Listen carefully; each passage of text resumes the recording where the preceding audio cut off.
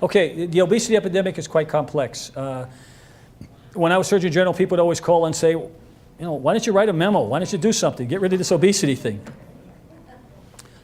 A lot of it is due, you have to understand culture. And as Surgeon General, the one degree that I always used to joke I needed to be a complete Surgeon General was that of an anthropologist, because ultimately all this science comes down to culture.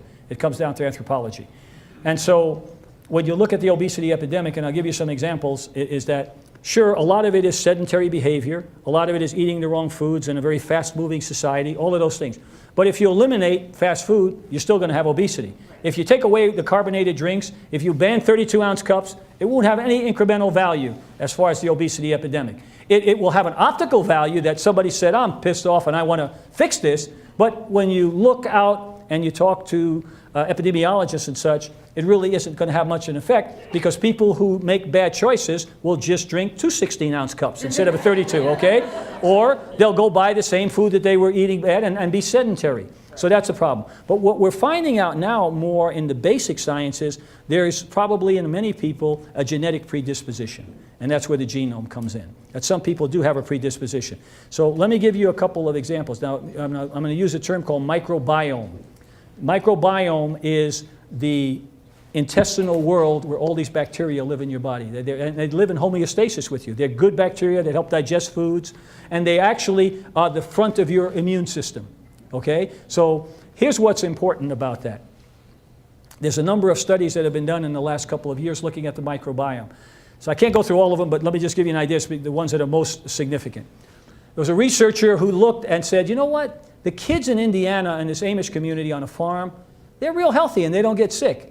And the kids in the city over here at the same age, and they get sick all the time. So he went and studied, and he looked at the bacterial content in their intestines, and he looked at how they conducted their lives. And what he found is that the kids that lived in the Amish community on the farm from a very early age were milking cows, hugging dogs, riding horses, you know, and immersed in that environment. And when you look at the urban kid, they had none of that. And when he looked at the population of bacteria in their gut, he found out, gee, it's very different. So that once we found out now, if you have a dog in your house, you will have some of the dog's gut bacteria in you. And why do you say that's important? Well, there's a very significant difference immunologically that the kids in the farm get less sick than the kids that not, and that ties into urbanization.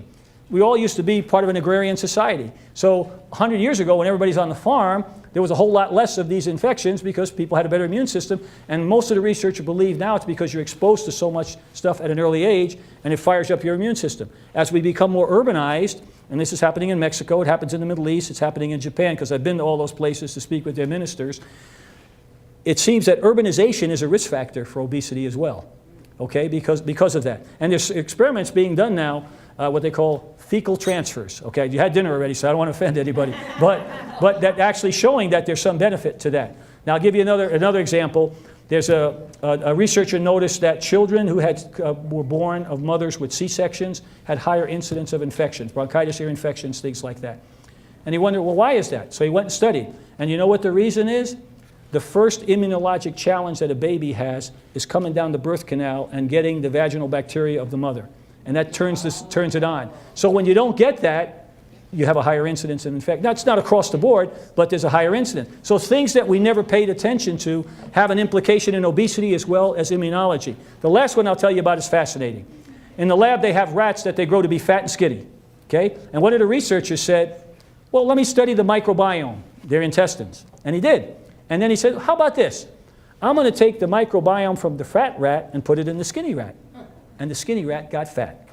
And he took the microbiome of the skinny rat and put it in the fat rat, and it swapped. So we know that the microbiome has some intermediary in obesity. It may not be the only answer, but we know it plays a part in that.